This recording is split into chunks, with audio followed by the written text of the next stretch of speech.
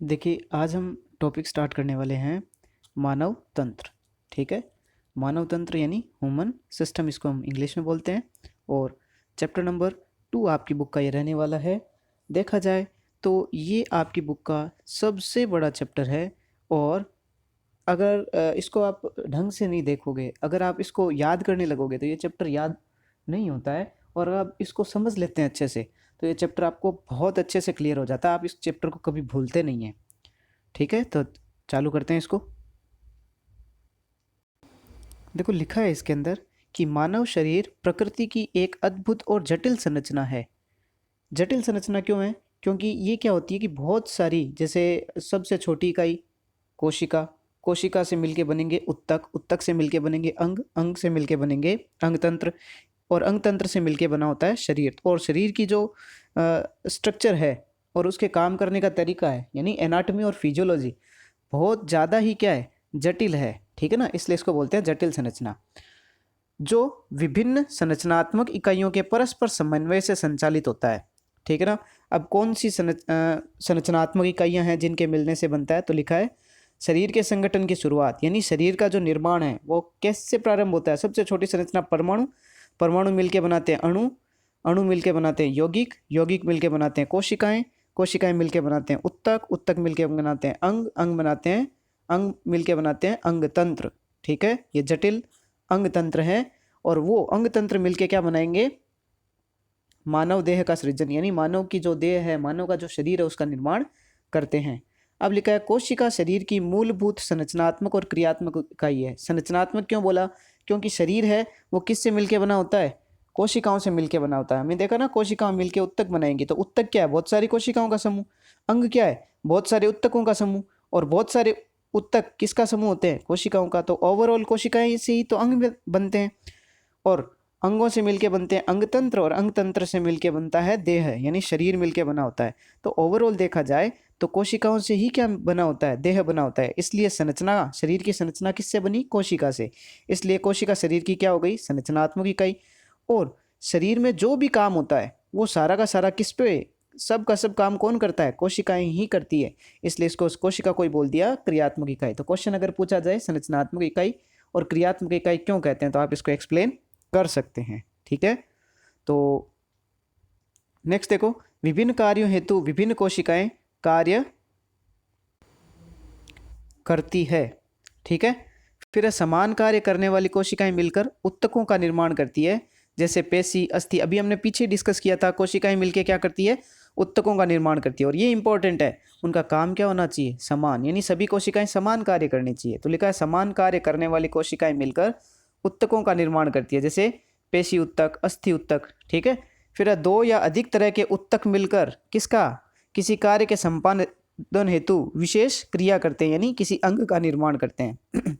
फिर उत्तकों का यह युग्मज संग्रह, यानी उत्तकों, उत्तक मिलकर ही, युग्मज मतलब जुड़ना, ही एक अंग, जैसे किसका? जैसे मान लो बहुत सारी कोशिकाएं थी, उन्होंने मिलके उत्तक बनाए, और उत्तकों ने मिलके क्या बनाया? आमाशय बनाया। ठीक है, वैसे ही बहुत सारी कोशिकाओं ने मिलके कुछ उत्तक बनाए, उन उत्तकों ने मिलके यकृत का निर्माण किया, आदि का निर्माण करते हैं।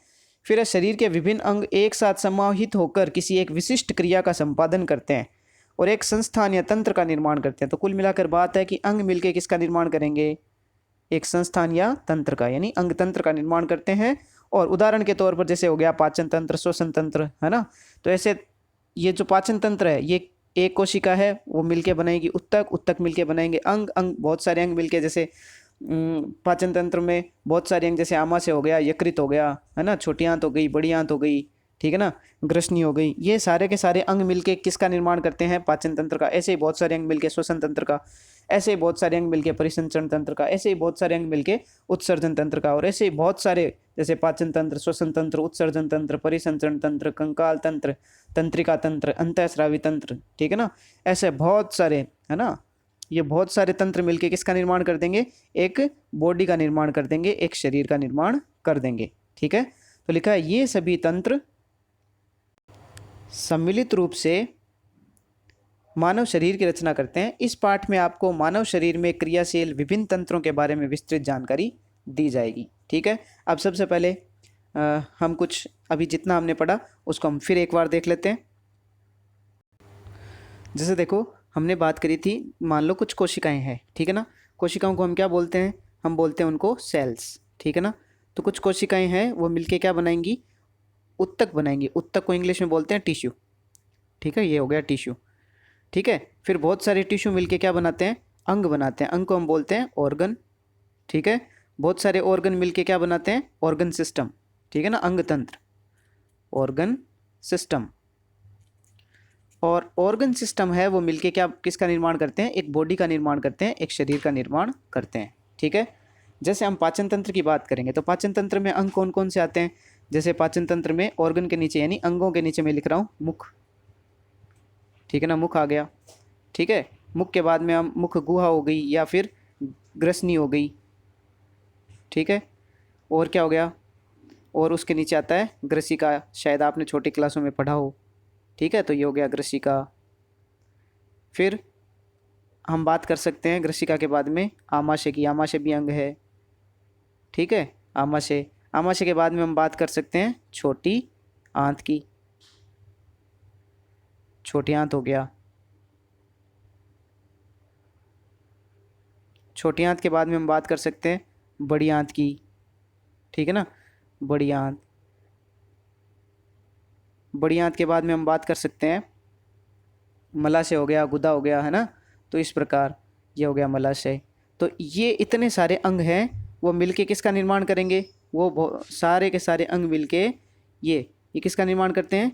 पाचन तंत्र का, ठीक है ना। पाचन तंत्र क्या हो गया? एक अंग तंत्र हो गया, हमने लिख दिया पाचन तंत्र, ठीक है। ऐसे ही बहुत सारे जो पाचन तंत्र है, सॉरी, पाचन तंत्र के जैसे ही एक और अंग तंत्र की बात हम कर सकते हैं, श्वसन तंत्र, ठीक है। तो हमने बात करी श्वसन तंत्र, ये हो गया अपना श्वसन तंत्र। श्वसन तंत्र के अलावा अगर मैं बात करूं तो और भी हमारे तंत्र हो सकते हैं। परिसंचरण हो सकता है, ठीक है ना। उत्सर्जन हो सकता है, और तंत्रिका तंत्र हो सकता है, अंतःस्रावी तंत्र हो सकता है, कंकाल तंत्र हो सकता है। तो ऐसे बहुत सारे तंत्र मिलते हैं तो एक शरीर का निर्माण होता है मनुष्य के, ठीक है। या किसी दूसरे जीव की भी हम बात कर सकते हैं। तो भाई ओवरऑल देखा जाए तो इस कोशिका से ही तो निर्माण हो रहा है, ठीक है ना। अब इनडायरेक्ट रूप से हो रहा है, डायरेक्ट तो नहीं हो रहा। डायरेक्ट तो ये बहुत सारी चीज़ें मिलके ये बहुत सारी अंग तंत्र मिलके ही बॉडी का डायरेक्ट रूप से फॉर्मेशन करते हैं। बट अगर देखा जाए तो जो सेल्स है वो मिलके ही तो बॉडी का निर्माण करते हैं इनडायरेक्टली, है ना, अप्रत्यक्ष रूप से। तो ये हमारे शरीर की क्या हो गई? संरचनात्मक इकाई हो गई।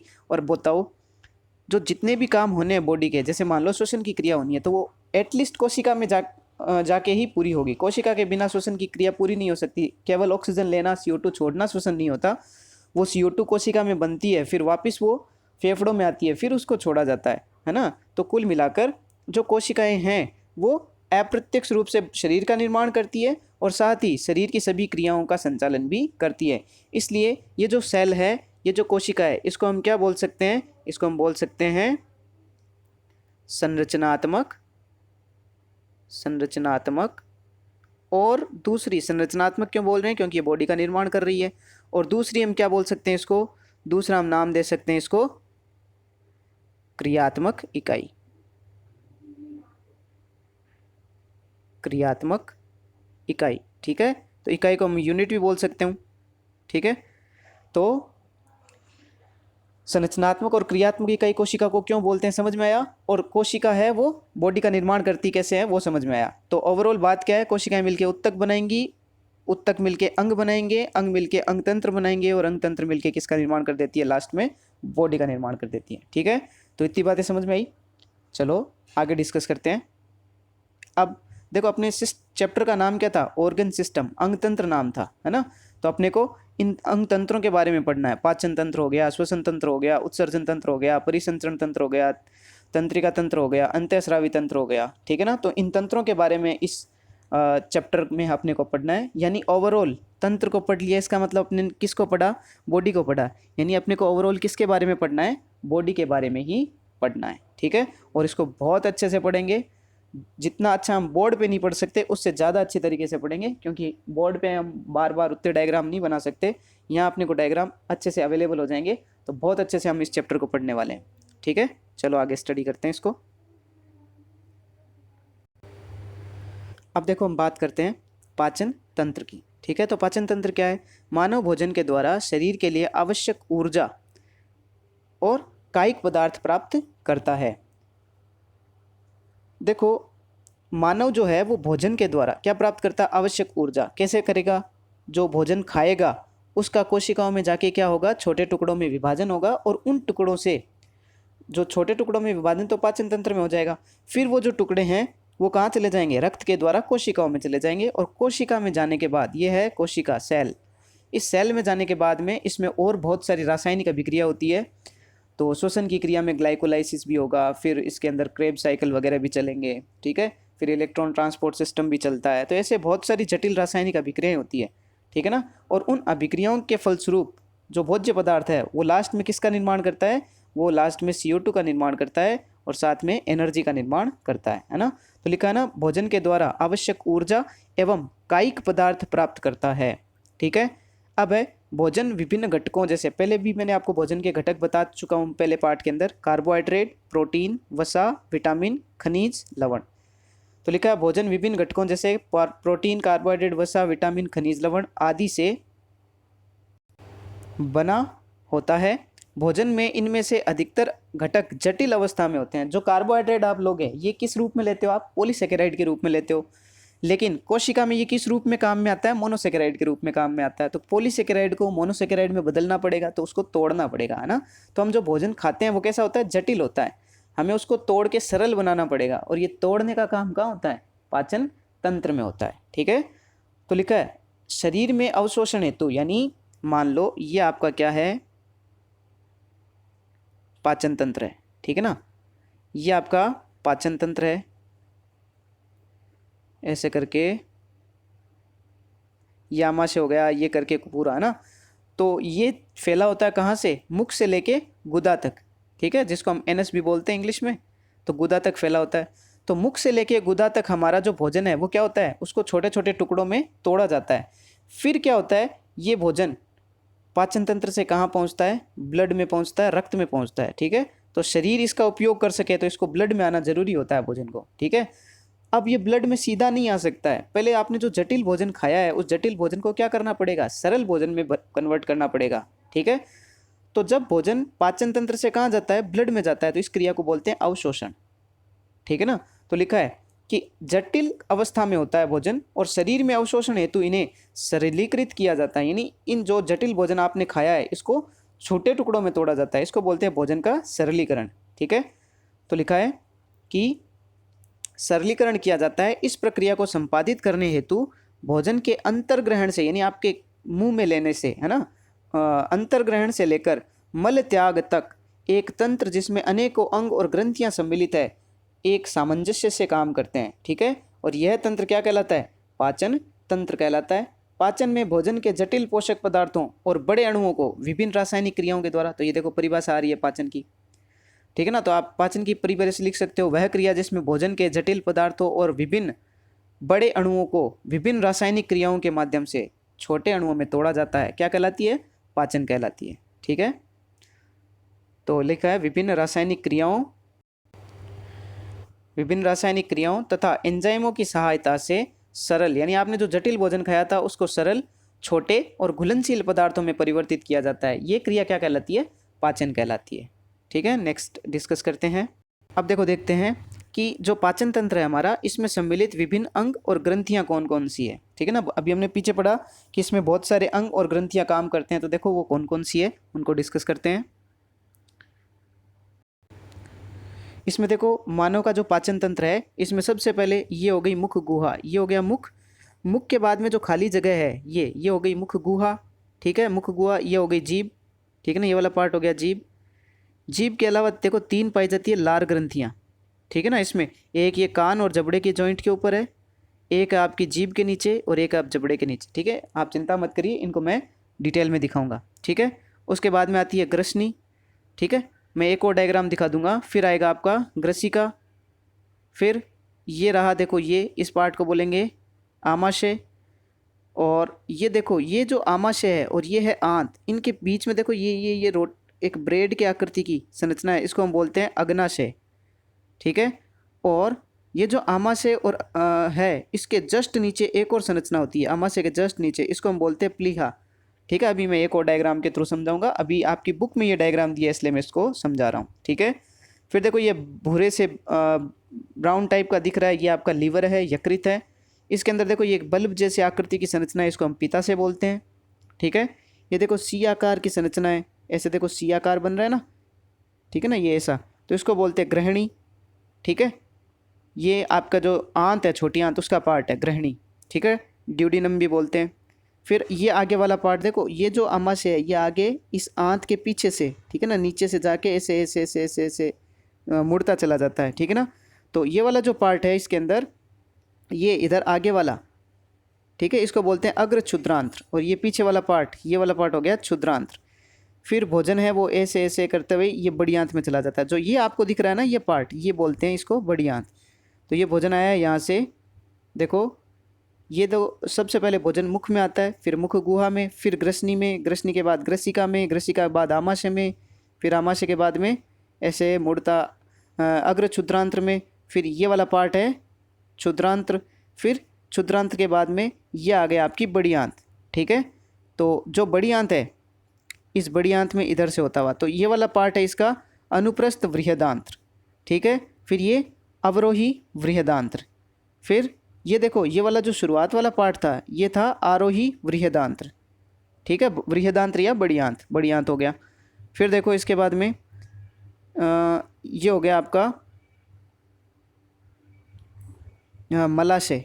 ठीक है ना, ये आगे वाला ये पार्ट हो गया मलाशय, और यहाँ पे एक संरचना होती है जिसको हम बोलते हैं कृमि रूपी परिशिशिका, इसको बोलते हैं गुदा नाल, और अंत में हो गया गुदा। ये डायग्राम मैं आपको फिर दिखाऊंगा, एक बार आप इस जो बुक में दिया हुआ उसको ढंग से देख लो, इसलिए मैंने इस डायग्राम को सम्मिलित किया है। ठीक है, तो इस डायग्राम को आप अपनी कॉपी में बनाना अच्छे से। चलो आगे डिस्कस करते हैं, देखो अच्छे से समझ में आएगा। ठीक है ना, देखो ये हो गया मुख आपका। ठीक है, फिर उसके बाद में देखो मुख के अंदर जो खाली जगह होती है वो हो गई मुख गुहा। अब देखो यहाँ देखो ये जो पार्ट है, ये देखो ये हो गया नाक, और नाक में जो आ गई ये खाली जगह है इसको बोलते हैं नासा गुहा। ठीक है, ये देखो नीचे से ये आ रही है मुख गुहा। ठीक है, देखो ये जो पॉइंट मैंने डॉट बनाया है, इस डॉट पे ये नासा गुहा और मुख गुहा दोनों मिल जाती है, इस पॉइंट को बोलते हैं ग्रसनी। ठीक है ना, इसने फेरिंग्स लिखा है, इंग्लिश में बोलते हैं ग्रसनी को फेरिंग्स। तो कौन सा वाला पार्ट, जहाँ पे ये तो हो गई कौन सी, नासा गुहा, और नासा गुहा के नीचे ये क्या हो गई, मुख गुहा। दोनों कहाँ मिल रही है, यहाँ पे मिल रही है, यानी कैसा पार्ट है, ऐसा पार्ट है। ध्यान से देखना,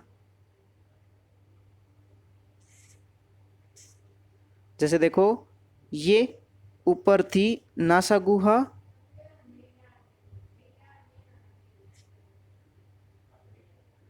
ठीक है ना, तो देखो ये स्टार्ट हुआ मुख।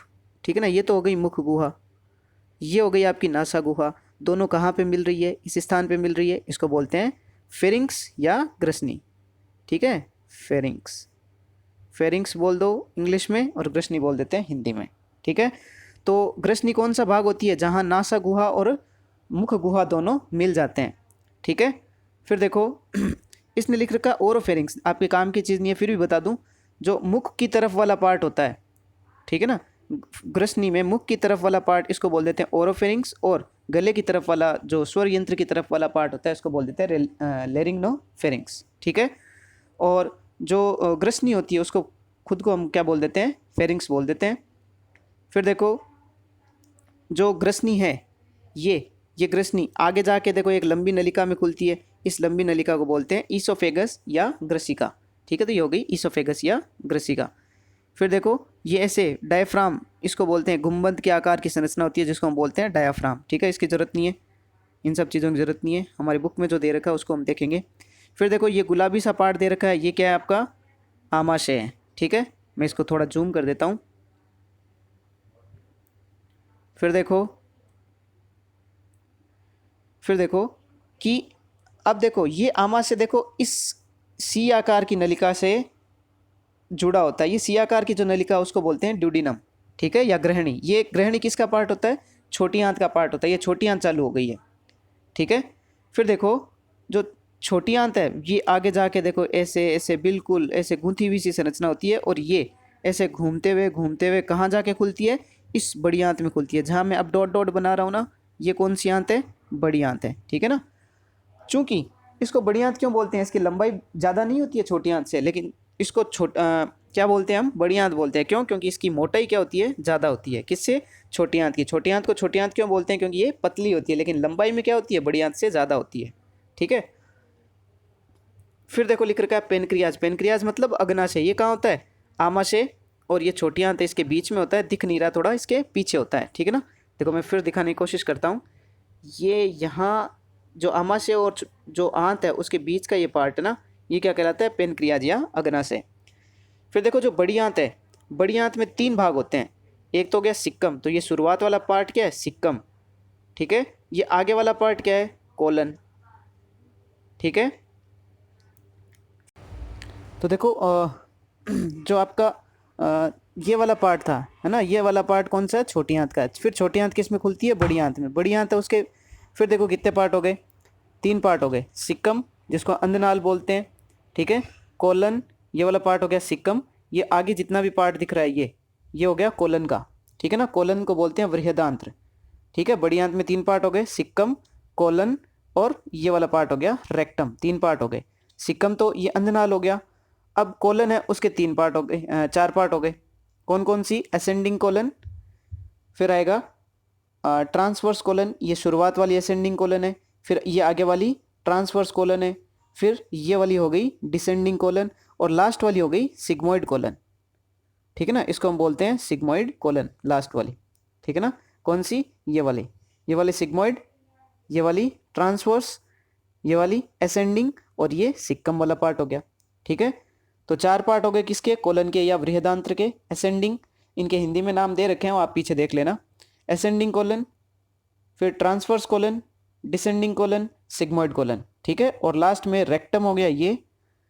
तो जो बड़ी आंत थी उसके 3 पार्ट हो गए, सिक्कम, कोलन, रेक्टम, ठीक है। और रेक्टम आगे जाके जो मलाशय है, इसको मलाशय बोलते हैं, ये किस में खुलता है, एनस में खुलता है। और फिर देखो ये जो यहाँ एक छोटी सी संरचना है यहाँ, ठीक है ना, एक अंगुली के आकार की बिल्कुल छोटी सी संरचना है, उसको हम बोलते हैं अपेंडिक्स, ठीक है। तो कई कई बच्चों की अपेंडिक्स यहाँ दर्द होता है, तो फिर इसको ऑपरेशन के थ्रू हटा दिया जाता है, ठीक है ना। ये हमारे शरीर का अवशेष अंग है, अभी इसका कोई काम हमारे शरीर में नहीं होता है, तो इसको काट के हटा देने से कोई प्रभाव नहीं पड़ता है, ठीक है। तो ये हमारा क्या था, डाइजेस्टिव सिस्टम था, पाचन तंत्र था। एक बार इसको देख लेते हैं वापस। देखो शुरुआत में ये क्या होगा, मुख होगा, ये किस में खुलेगा, मुख गुहा में खुलेगा। मुख गुहा में क्या होती है, जीभ वगैरह होती है, ठीक है। फिर देखो नासा गुहा और मुख गुहा जहाँ मिलते हैं उस वाले स्थान को क्या बोलते हैं, ग्रसनी बोलते हैं। फिर ये लंबी नलिका क्या होगी, ग्रसिका। फिर ये क्या हो गया, आमाशय। आमाशय किस में खुलता है, छोटी आंत में। छोटी आंत के 3 पार्ट हो गए, कौन कौन से हो गए, ड्यूडिनम, और यहाँ जेजुनम और इलियम भी होते हैं, ठीक है। फिर ये छोटी आंत किस में खुलती है, बड़ी आंत में। बड़ी आंत के 3 पार्ट हो गए, कौन, सिक्कम, कोलन, रेक्टम। सिक्कम बोलते हैं अंधनाल, कोलन को बोलते हैं बृहदांत्र, और रेक्टम को बोलते हैं मलाशय। फिर देखो कोलन है उसके 4 पार्ट हो गए, असेंडिंग कोलन, ये असेंडिंग कोलन। फिर आगे वाला पार्ट ट्रांसवर्स कोलन, ये वाला ट्रांसवर्स कोलन।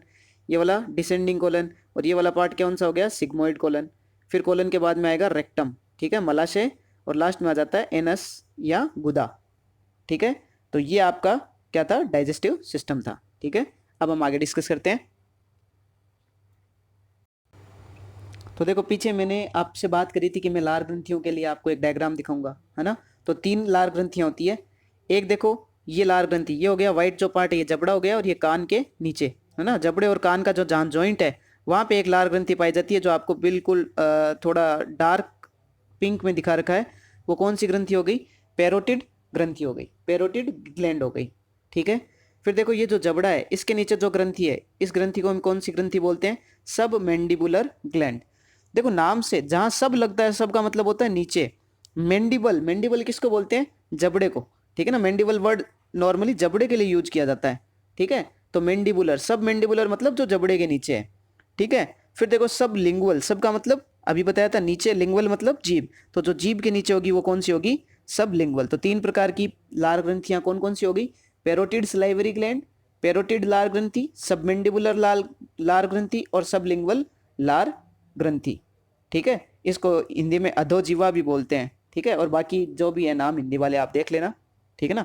बाकी आपको नाम इंग्लिश वाले याद जरूर करने चाहिए, क्योंकि आपको आगे जाके इंग्लिश ही पढ़नी पड़ेगी, हिंदी आपके ज़्यादा काम नहीं आएगी, ठीक है। चलो नेक्स्ट देखते हैं।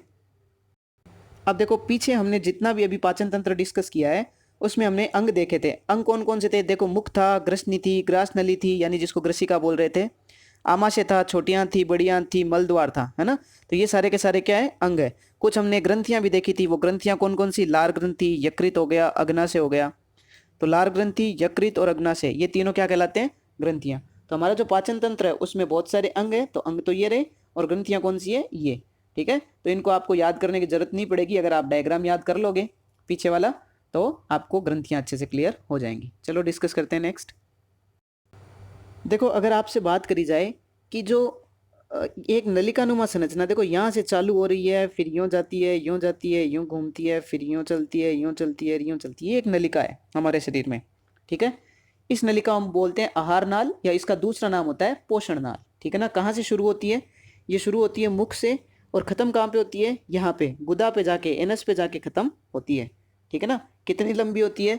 ये होती है 8 से लेके 10 मीटर तक लंबी, ठीक है। तो हमारे शरीर के अंदर एक संरचना पाई जाती है, ठीक है ना, डाइजेस्टिव सिस्टम में, जिसको हम आहार नाल बोलते हैं या क्या बोलते हैं? पोषण नाल बोलते हैं। कहाँ से स्टार्ट होती है? मुख से स्टार्ट होती है, और कहाँ तक जाती है? गुदा तक जाती है। कितनी लंबी होती है? 8 से 10 मीटर लंबी होती है। मांसाहारियों की जो पोषण नाल है वो क्या होती है? थोड़ी सी उसकी लंबाई कम होती है, ठीक है ना, क्योंकि उनमें अपचित भाग जो होता है वो कम होता है। चलो आगे डिस्कस करते हैं। देखो लिखा है इसके अंदर कि सभी अंग मिलकर आहार नाल, एलिमेंट्री कैनाल का निर्माण करते हैं, जो मुख से शुरू होती है और कहाँ तक जाती है? मल द्वार या एनस तक जाती है, गुदा तक जाती है। फिर यह करीब 8 से 10 मीटर तक लंबी होती है। इसे क्या बोलते हैं? पोषण नाल या डाइजेस्टिव कैनाल भी बोलते हैं। इसके 3 काम होते हैं। क्या क्या काम होते हैं वो भी डिस्कस करते हैं। देखो 3 काम क्या क्या होते हैं? आहार को सरलीकृत कर पचाना, यानी जो भोजन आपने खाया है उसको सरलीकृत करना, यानी जटिल भाव आपने खाया था उसको सरल बनाना और फिर पचाना उसको। पचित आहार का अवशोषण, यानी जो पच गया, छोटे टुकड़ों में टूट गया, उसको कहाँ ले जाना? ब्लड में ले जाना। फिर आहार को मुख से मल द्वार तक पहुंचाना, भाई आप मुख से खाओगे तो लास्ट में एनस तक या जो मल द्वार है वहां तक पहुंचाने का काम, ये काम भी किसका होता है? जो आपने अभी पढ़ा है, पोषण नाल या आहार नाल का होता है।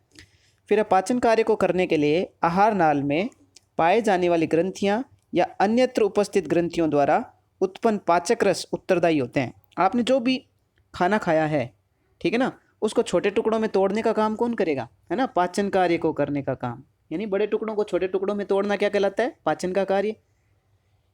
ये वाला जो काम है ये करेगा कौन? ये जो ग्रंथियां थी, है ना, लार ग्रंथि थी, पाचन उसमें अग्नाशय ग्रंथि थी और यकृत ग्रंथि थी, इनसे निकलने वाले जो एंजाइम होते हैं वो एंजाइम क्या करते हैं? जो आपने खाना खाया है उसको पचाते हैं, ठीक है ना। तो लिखा है अन्यत्र उपस्थित ग्रंथियों द्वारा उत्पन्न पाचक रस, उसमें से पाचक रस जो होते हैं उनमें होते हैं एंजाइम, वो क्या करते हैं? इनको पचाते हैं। लिखा है ये पाचक रस विभिन्न रासायनिक क्रियाओं द्वारा भोजन को सरलीकृत, यानी बड़े टुकड़ों को छोटे टुकड़ों में तोड़ उसे शरीर द्वारा ग्रहण किए जाने वाले रूप में परिवर्तित करते हैं। फिर लिखा है पाचित, लिखा है पचित भोजन रस में कई घटक पाए जाते हैं, यानी जो भोजन पच गया बड़े टुकड़ों को छोटे टुकड़ों में, आपने जो खाया था वो बड़े टुकड़े थे, जटिल भोजन था, वो छोटे टुकड़ों में टूट जाएगा, है ना। फिर उसमें क्या है? बहुत सारी चीज़ें होती है, प्रोटीन होता है, कार्बोहाइड्रेट होता है, वसा होता है, खनिज लवण होता है ना, विटामिन होता है, जल होता है। इन पोषक तत्वों को आहार नाल के विभिन्न घटक विशेष कोशिकाओं की मदद से अवशोषित करते हैं, यानी आहार नाल से ये खाना कहाँ चला जाता है? ब्लड में, इसको बोलते हैं अवशोषण। फिर है मुख से ग्रसित भोजन अपनी लंबी यात्रा में, ग्रसित मतलब चबाया हुआ, है ना, अपनी लंबी यात्रा करता हुआ विभिन्न पेशियों के संकुचन और विस्तार से गति करता है। विभिन्न स्तरों पर सैवर्णी पेशियां पाई जाती है। अभी हम बात करेंगे ये स्प्लिंटर्स क्या होती है, सैवर्णी पेशियां क्या होती है। पचित भोजन रस या विशिष्ट अवशिष्ट को गति की को नियंत्रित करती है, ये जो स्प्लिंटर्स है। एक तरीके से ये जो स्प्लिंटर्स होती है ये क्या होती है? भोजन को मार्ग में रुकावट, या जो यूँ बोल सकता हूँ कि भोजन की जो गति है उसको नियंत्रित करती है। कैसे करती है अभी हम डिस्कस करेंगे। देखो अब हम बात करते हैं पाचन कार्य में प्रयुक्त होने वाले अंगों की। तो कौन कौन से अंग है जो पाचन क्रिया में प्रयुक्त होते हैं? तो हमने देखा था मुख है था, ग्रसिका जो ग्रसनी थी वो थी, आमाशय था, छोटियाँ थी, बड़ियाँ थी, ग्रंथियाँ कौन कौन सी थी, है ना, लार ग्रंथि थी, अग्नाशय थी, यकृत थी, तो वो सब चीज़ें आपने देखी। तो अब देखते हैं अंग कौन कौन से। तो जैसा कि आपको विदित है, पाचन कार्य में मुख से लेकर मल द्वार तक अनेक अंग काम करते हैं। अब हम इन अंगों के बारे में विस्तृत चर्चा करेंगे। तो सबसे पहले हम देखते हैं मुख के बारे में। तो मुख है वो कैसे काम करता है, इसमें कौन से एंजाइम निकलते हैं, ये सब तरीके क्या हैं इसके काम करने के, वो देखते हैं। आहार नाल का अग्रभाग मुख से प्रारंभ होता है और गुदा में खुलता है। मुख कैसा होता है, बॉल शेप्ड होता है, यानी कटोरे नुमा होता है। फिर देखो जो मुख होता है इसके ऊपर कठोर, इसके ऊपर कठोर तथा नीचे क्या पाया जाता है, कोमल तालु पाया जाता है। अभी हम देखेंगे तालु को बोलते हैं पैलेट, ठीक है ना। तो इसमें क्या क्या पाए जाते हैं, सॉफ्ट और हार्ड पैलेट पाए जाते हैं। अभी देखते हैं क्या है। फिर हम मुख गुहा में चारों ओर गति कर सकने वाली पेशीय निर्मित जीवा, जीभ पाई जाती है। जीभ आप जानते ही हो, मुख के अंदर जीभ पाई जाती है, गति भी कर सकती है ना। फिर जीवा मुख गुहा के पृष्ठ तल में लिंगुआ फ्रेनुलम, ये लिंगुआ फ्रेनुलम क्या होता है इसको भी हम चेक करते हैं, जुड़ जाती है तथा मुख के मध्य भाग तक जाती है। अब मुख दो मांसल होठों से घिरा होता है, जो मुख को खोलने, बंद करने और भोजन को पकड़ने में क्या होता है, सहायक होता है। तो चलो हम देख ही लेते हैं, ठीक है। तो देखो मुख में दो होठ पाए जाते हैं। देखो ये रहा एक होठ, ठीक है ना। देखो ये एक होठ हो गया और एक ये होठ हो गया, दो होठ हो गए। फिर देखो मुख के अंदर लिंगुआ फ्रेनुलम की बात करी थी, देखो जीभ पाई जाती है, ये रही जीभ, ठीक है ना। ये जीभ देखो नीचे इस संरचना से नीचे जुड़ी होती है, ठीक है ना। इसको क्या बोलते हैं, लिंगुआ फ्रेनुलम या फ्रेनुलम लिंगुई, ठीक है। तो चलो इनमें होठों को हटाता हूँ और फिर इसको थोड़ा और देखते हैं हम इस संरचना को, ठीक है। तो देखो ये जो संरचना है ये वाली, ठीक है, इस संरचना को हम क्या बोलते हैं, फ्रेनुलम लिंगुआ या लिंगुआ फ्रेनुलम, ठीक है। तो जीभ है वो अधर तल से नीचे से ऐसे किससे जुड़ी होती है, लिंगुआ फ्रेनुलम से जुड़ी होती है, ठीक है। फिर देखो सॉफ्ट और हार्ड पैलेट की बात करी थी हमने, कठोर और कोमल तालु, ठीक है ना। तो ये देखो ये आप जीभ यहाँ पे लगाते हो तो आपको थोड़ा हार्ड सा महसूस होता है। तो ये कैसा हो गया, कैसा पैलेट हो गया, हार्ड पैलेट हो गया, ठीक है। इसके पीछे का भाग है यहाँ पे, यहाँ आप जीभ लगाना कभी आपको लगेगा बिल्कुल सॉफ्ट सा, तो ये कैसा हो गया, सॉफ्ट पैलेट हो गया, कोमल तालु हो गया। तो तालु दो हो गए, ये वाला पार्ट कैसा हो गया, हार्ड पैलेट, और ये वाला पार्ट कैसा हो गया, सॉफ्ट पैलेट, ठीक है। तो ये हार्ड और सॉफ्ट पैलेट हो गए। फिर देखो और क्या पाया जाता है मुख के अंदर, मुख के अंदर पाए जाते हैं दांत, ठीक है ना। अब मुख के अंदर दांत कौन कौन से होते हैं, चार प्रकार के दांत होते हैं। एक होता है इंसाइजर, कैनाइन, प्रीमोलर और मोलर, ठीक है। तो ये तो हो गए ऊपर वाले जबड़े में, ठीक है ना। ये ऊपर वाला जो जबड़ा है इसमें ये चार प्रकार के दांत है। नीचे वाले जबड़ा जो है उसमें भी चार प्रकार के दांत है, इंसाइजर, कैनाइन, प्रीमोलर और मोलर, ठीक है। अब देखो इसका एक सूत्र होता है, दंत सूत्र बोलते हैं इसको, है ना, हमें याद रखने की जरूरत नहीं पड़ेगी। आप क्या करना, 21 इंटू 2 कर देना, ये टोटल आपके कितने दांत हो जाएंगे, 32 दांत हो जाएंगे। कैसे, ये जो आई है इसको बोलते हैं इंसाइजर, ठीक है ना। तो ये तो हो जाए कृंतक, यानी कृंतक बोलते हैं हिंदी में इसको। कैनाइन को बोलते हैं रदनक, प्रीमोलर को बोलते हैं अग्र चवर्णक और मोलर को बोलते हैं मोलर को बोलते हैं चवर्णक, ठीक है। तो देखो इंसाइजर यानी जो कृंतक है वो कितने होते हैं ऊपर वाले जबड़े में, 2 इंटू 2 कितना हो गया, 4, ठीक है। अभी मैं चेक कराता हूँ आपको कौन सा इंसाइजर है कौन सा कैनाइन है। फिर देखो दूसरा ये क्या है, कैनाइन, कैनाइन कितने होते हैं ऊपर वाले जबड़े में, 1 इंटू 2 कितना हो गया, 2।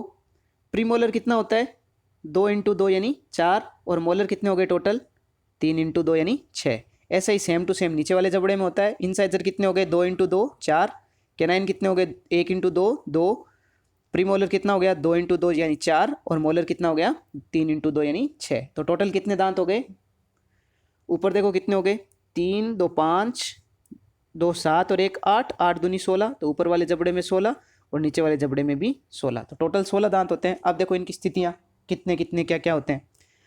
सबसे पहले देखो ये जो दांत है, ठीक है ना, मेरे को इसको हटाना पड़ेगा। देखो सबसे पहले अभी हमने बात करी थी ऊपर वाले जबड़े में, हमने फॉर्मूला करा ICPM बटे ICPM इंटू 2, है ना, यानी 21 23 बटे 21 23 इंटू 2, ठीक है। तो देखो ये हो गया, ये जो जिसमें मैं डॉट लगाता जाऊँ वो देखना, इसको बोलते, ये हो गया इंसाइजर। ठीक है, ऊपर वाले जबड़े में कितने हैं, 4 है ना। तो देखो 2 तो ये हो गए, फिर देखो 2 ये वाले हो गए, इस बीच में लाइन खींच देता हूँ।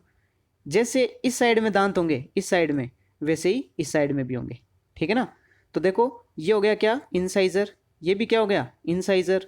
तो 2 इंसाइजर हो गए, 2 इस साइड में हो गए, जो 2 डॉट लगाए मैंने, एक ये वाला डॉट और एक ये वाला डॉट। ठीक है, तो टोटल कितने हो गए, 4। तो ये कौन से हो गए, इंसाइजर या कृंतक। ठीक है, फिर आगे वाले कितना होगा, 1 होगा ना।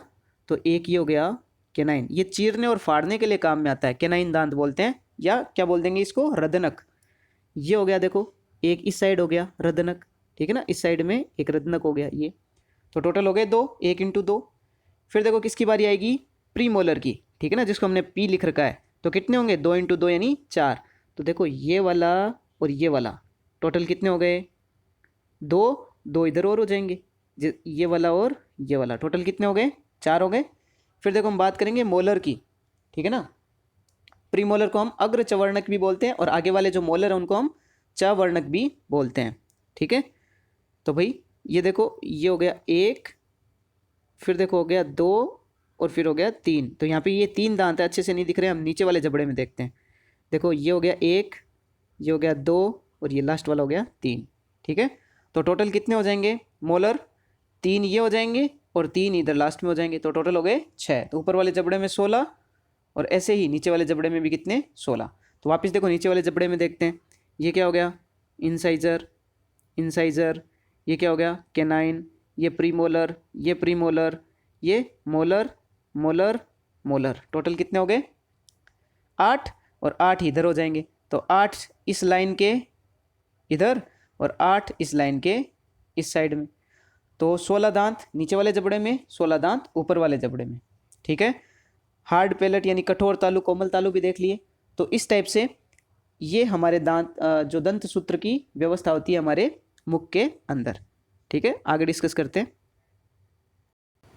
देखो लिखा है कि मुख के ऊपर व नीचे के भाग में एक एक जबड़े में 16-16 दांत पाए जाते हैं। सभी दांत जबड़े में पाए जाने वाले एक सांचे में स्थित होते हैं। ठीक है ना, जबड़े में क्या होता है, एक सांचा होता है, और उस सांचे के अंदर दांत फिट होते हैं। अभी मैं आपको स्ट्रक्चर दिखाऊंगा। इस सांचे को क्या बोला जाता है, मसूड़ा बोला जाता है। यानी जबड़े में क्या होते हैं, मसूड़े, और मसूड़े के अंदर क्या होते हैं, दांत फिट होते हैं। ऊपर के जबड़े में 16, नीचे के जबड़े में 16। मसूड़ों तथा दांतों की इस स्थिति को गर्त दंती, यानी दांत एक तरीके से किसी गड्ढे के अंदर ही तो धंसे हुए हैं, तो गर्त बोलते हैं गड्ढे को, दंती मतलब दांत, यानी दांत वो क्या है, गड्ढे के अंदर धंसे हुए हैं, तो उसको बोलते हैं थीकोडोंट व्यवस्था या गर्त दंती व्यवस्था। ठीक है, फिर देखो लिखा है मानव में द्विबार दंती दांत पाए जाते हैं। द्विबार दंती यानी 2 बार दांत आते हैं, एक बार शुरू में दूध के दांत आते हैं, फिर वो टूट जाते हैं, होता है कि नहीं, फिर नए दांत आते हैं जो स्थायी दांत होते हैं। तो 2 प्रकार के दांत हमारे शरीर में पाए जाते हैं, 2 बार दांत हमारे शरीर में आते हैं। शुरुआत वाले दांतों को दूध के दांत और बाद वाले दांतों को स्थायी दांत कहते हैं। देखो लिखा हुआ है कि द्विबार दंती व्यवस्था पाई जाती है, जिसमें जीवन काल में 2 प्रकार के दांत, अस्थायी दूध के दांत और स्थायी दांत पाए जाते हैं। दांत कितने प्रकार के, अभी हमने 4 प्रकार की बात करी थी, कौन कौन सी, इंसाइजर यानी कृंतक, फिर केनाइन रदनक, प्रीमोलर अग्र चवर्णक, और मोलर चवर्णक। ठीक है, तो 4 प्रकार के दांत देखते हैं, लिखा ना दांत 4 प्रकार के होते हैं, चारों को देखते हैं। तो देखो सबसे पहले है कृंतक, लिखा ये सबसे आगे के दांत होते हैं जो कुतरने काटने का काम करते हैं, ये 6 माह की उम्र में निकलते हैं सबसे पहले। फिर रदनक, ये दांत भोजन को चीरने फाड़ने का काम करते हैं, मांसाहारियों में ये ज़्यादा मजबूत होते हैं, उनमें ज़्यादा पाए जाते हैं। ये 16 से 20 माह की उम्र में निकलते हैं, ये प्रत्येक जबड़े में कितने होते हैं, 2-2 होते हैं। मांसाहारी पशुओं, आ गया ना, में ये ज़्यादा विकसित होते हैं। तीसरा है अग्रचवर्णक या प्रीमोलर, ये भोजन को चबाने में सहायक होते हैं तथा प्रत्येक जबड़े में 4-4 पाए जाते हैं। ये 10-11 वर्ष की उम्र में पूर्ण रूप से विकसित हो जाते हैं। ठीक है, फिर है चवर्णक या मोलर, ये दांत भी भोजन को चबाने में सहायक होते हैं और प्रत्येक जबड़े में कितने पाए जाते हैं, 6-6 पाए जाते हैं। फिर है प्रथम 12 से 15 माह की उम्र में ये निकलते हैं। फिर देखो हमने बात कर ली कंप्लीट, मुंह की बात कंप्लीट कर ली। ठीक है, एक आपको डायग्राम दिखाना था जिसमें हमें दांत के बारे में देखना था कि कैसे जबड़े के अंदर फिट होते हैं। चलो मैं वो दिखाता हूँ आपको।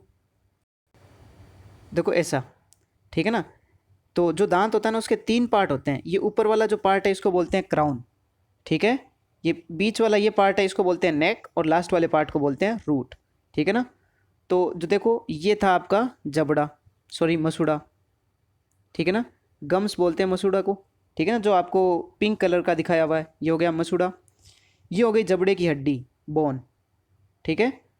फिर देखो जो आपका वाइट वाला जो पार्ट होता है ना, जो दांत का दिखता है, वो क्या होता है? इनेमल। ठीक है ना, ये बाहर से दांत ऐसा दिखता है, वाइट, इनेमल बोलते हैं इसको। इनेमल के अंदर ये जो येलो कलर से दिखा रखा है वो है डेंटिन। इस डेंटिन के अंदर देखो पल्प कैविटी है। ठीक है ना, इस कैविटी, इसके अंदर क्या होती है? बहुत सारी रक्त नलिकाएं वगैरह होती है जो भोजन, ये जो देखो ये एक रक्त नलिका आ रही है। मैंने बात करी थी ना, प्रत्येक शरीर की कोशिका को रक्त क्या प्रदान करता है? पोषण प्रदान करता है। तो ये रक्त नलिका आएगी। ठीक है ना, ये रक्त नलिका आ रही है, और ये रक्त नलिका क्या प्रदान करती है? भोजन, ये जो पल्प कैविटी है इसके अंदर ऑक्सीजन और भोजन प्रदान करती है। ठीक है। तो अब कई बार क्या होता है, ये जो कैविटी होती है बंद हो जाती है। ठीक है ना, ये बंद हो जाएंगी कैविटी, तो भोजन नहीं मिलेगा कैविटी को, ये दांत को, और दांत को जब पोषण नहीं मिलेगा तो दांत फिर दुखने लग जाते हैं, इनमें सनसनाहट होती है ना, ठंडे और गर्म लगने की अनुभूति होने लगती है, और दांत क्या हो जाते हैं? कमज़ोर होके गिर जाते हैं। ठीक है ना। तो भाई ये देखो ये क्या है? मसूड़ा। ठीक है ना, इस मसूड़े के अंदर कौन धंसा है? दांत धंसा है। दांत धंसा है इसलिए इसको कौन सी व्यवस्था बोल देते हैं? गर्त दंती व्यवस्था बोल देते हैं, थीकोडोंट अरेंजमेंट बोल देते हैं। समझ में इतनी बात? चलो नेक्स्ट डिस्कस करते हैं। देखो अब हम डिस्कस करते हैं ग्रसनी, फेरिंग्स। जो मुख गुहा होती है ना, उसमें क्या पाई जाती है? जीवा पाई जाती है और तालु पाया जाता है। तो जीभ और तालु के पीछे एक संरचना पाई जाती है जिसको हम बोलते हैं ग्रसनिया फेरिंग्स, या फिर जहाँ पे नासा गुहा और मुख गुहा दोनों मिल जाती है ना, उसको हम पार्ट को हम बोलते हैं ग्रसनिया फेरिंग्स। चलो ग्रसनी भी देख लेते हैं। इसमें देखो लिखा है एक छोटी सी कुप्पी नुमा, है ना, ग्रसनी से जुड़ी होती है। ग्रसनी से होकर भोजन आहार नलिका या ग्रास नाल या वायु श्वास नाल में जाती है। फिर ग्रसनी अपनी संरचना से ये सुनिश्चित करती है कि किसी भी सूरत में भोजन श्वास नाल तथा वायु भोजन नाल में प्रवेश न कर सके। इन दोनों नालों के मुख ग्रसनी के नीचे की तरफ होते हैं। फिर अग्र भाग में श्वास नाल और पृष्ठ भाग में ग्रास नाल होती है। ग्रसनी की संरचना को 3 भागों में विभक्त करते हैं। देखो अभी ये जो क्या बोल रखा है उसको मैं एक डायग्राम के थ्रू समझाऊंगा। पहले हम देख लेते हैं ग्रसनी के 3 भाग होते हैं। ठीक है ना, वो हम देख लेते हैं। तो देखो 3 भाग कौन कौन से हैं? नासा ग्रसनी जिसको हम बोलते हैं नेजोफेरिंग्स, ग्रसनी का दूसरा भाग कौन सा है? ओरोफेरिंग्स, और ग्रसनी जो है उसका तीसरा भाग कौन सा है? कंठ ग्रसनी या अधोग्रसनी, लेरिग्नोफेरिंग्स या हाइपोफेरिंग्स इसको बोलते हैं। तो 3 भाग कौन हो गए? नासा ग्रसनी या नेजोफेरिंग्स, मुख ग्रसनी या ओरोफेरिंग्स, तीसरा कंठ ग्रसनी या अधोग्रसनी या जिसको बोलते हैं लेरिग्नो या हाइपोफेरिंग्स। ठीक है, ये तीनों नाम देखना। अभी देखो एक डायग्राम देखते हैं, उससे तीनों समझ में आएंगे, तीनों भाग कौन कौन से हैं। देखो देखो ये था मुख। ठीक है ना, ये हो गई आपकी मुख गुहा कंप्लीट, इसमें ये जीभ लगी हुई है। अब आपको मुख गुहा दिख गई होगी अच्छे से। ये वाला पार्ट मुख हो गया। मुख है, ये देखो होठ लगे हुए हैं। ठीक है ना, ये ऊपरी होठ, ये निचली होठ, ये पूरा मुख खुलेगा, ये ऊपर की तरफ जाएगा, ये वाला होठ नीचे की तरफ जाएगा। तो ये मुख गुहा है कंप्लीट। इसके अंदर ये संरचना दिख रही है आपको, है ना, ये संरचना क्या कहलाती है? जीभ कहलाती है। ठीक है। फिर देखो हमें देखना था ग्रसनी, है ना, इसके 3 भाग।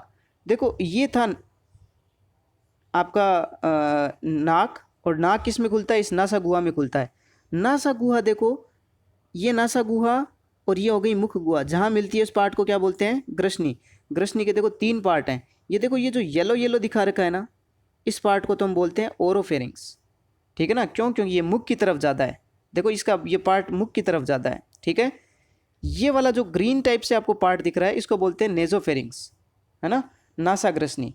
ये हो गई येलो वाली ओरोफेरिंग्स या मुख ग्रसनी। ठीक है। और ये जो गले की तरफ वाला पार्ट है, देखो ये गला आ गया, है ना, गले की तरफ जो ये ब्लू वाला पार्ट आपको दिख रहा है, देखो ये वाला पार्ट हो गया हाइपोफेरिंग्स। ठीक है। और जो हाइपोफेरिंग्स था इसको हम बोल रहे थे लेरिग्नोफेरिंग्स। ठीक है ना। तो 3 पार्ट हो गए ग्रसनी के। ये ग्रीन वाला पार्ट तो हो गया नेजोफेरिंग्स, येलो वाला पार्ट हो गया ओरोफेरिंग्स, और ये ब्लू वाला पार्ट हो गया हाइपोफेरिंग्स। ठीक है। फिर देखो ये हो गई आपका, ये तो हो गया मुख, फिर मुख गुहा, फिर हो गई ये ग्रसनी, और ये देखो ये आगे वाला पार्ट हो गया ग्रशिका। ठीक है, जिसको हम बोल रहे हैं ईसोफेगस। देखो ये वाला पार्ट ईसोफेगस, ये आगे जाएगा और किस में खुलेगा? आमाशय में खुलेगा। ठीक है। तो अच्छे से चीज़ें क्लियर हो गई होगी बहुत अच्छे से। अब देखो, हमने अभी बात करी थी कि एक संरचना होती है, ठीक है ना, जो वायु को किस में, श्वास नली में, और भोजन को किसने, भोजन नली में जाने देती है। वायु है वो भोजन नली में नहीं जाती, और श्वास है वो जो भोजन है वो श्वास नली में नहीं आता। देखो वो दोनों नलियाँ देखते हैं। देखो ये तो आपकी जो है, ये वाला जो आपको रेड, या मैं बोल सकता हूँ रेड टाइप से दिख रहा है, वो तो हो गया आपका श्वास नली, जिसको हम इंग्लिश में बोलते हैं ट्रेकिया, ठीक है।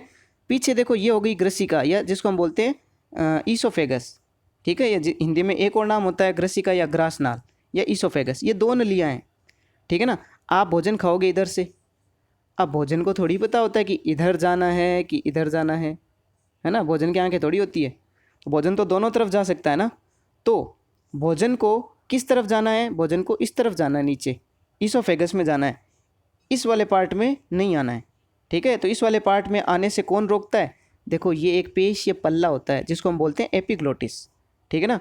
ये एपिग्लोटिस क्या करता है, जब भोजन खाते हैं इस वाले पार्ट को ढक देता है, ठीक है। तो एपिग्लोटिस क्या करता है, इस वाले पार्ट को, ट्रेकिया को या श्वास नली को ढक देगा, जिससे भोजन क्या होगा, इस वाले पार्ट में नहीं आ पाएगा, इधर वाले पार्ट में ही जाएगा। क्लियर है।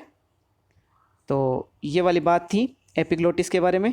चलो आज के लिए इतना ही पढ़ते हैं, बाकी का कुछ रह जाए तो आप कमेंट बॉक्स में लिख देना नीचे, तो वहाँ डिस्कस कर लेंगे, और कोई डाउट हो तो वहीं आप कमेंट कर देना, डिस्कस कर लेंगे, ठीक है।